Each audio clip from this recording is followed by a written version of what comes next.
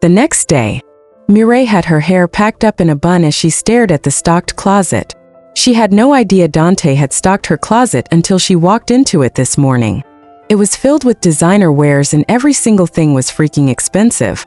Mireille wondered how much he had spent on stocking this huge closet up. Whatever amount he spent on this, I doubt I can earn it in 3 years if I take the jobs I am being offered.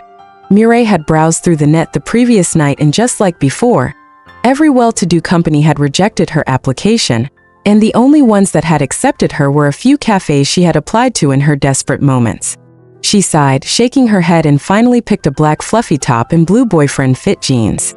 She returned to the room and decided to call James and know how he was doing. James picked up almost instantly. "I was just going to call you," he said as soon as he picked the call, and Mireille chuckled.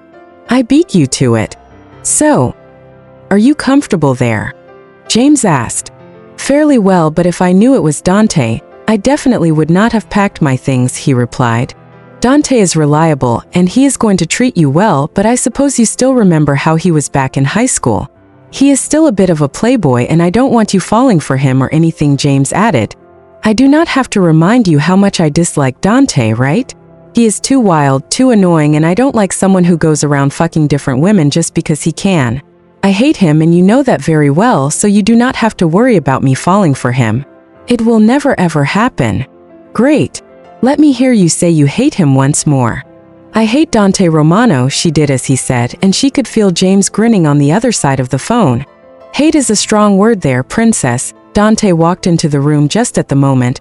James ended the call suddenly without even a bye. Mireille dropped the phone.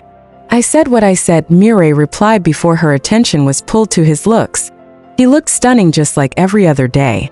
He stood by the door, tall and definitely proud, his broad shoulders emphasizing his masculine frame. His suit was a perfect one and it hugged his body in all the right places. His tie was neatly knotted with just the right length, and his dress shirt was crisp and white, accentuating the gray color of his eyes. His hair was styled impeccably, with just the right amount of product to hold it in place. "Continue staring, princess." Dante spread his arms with a small shrug. "I was not staring," Mireille lied. "You always tell the most obvious lies." Dante shook his head, walking towards her.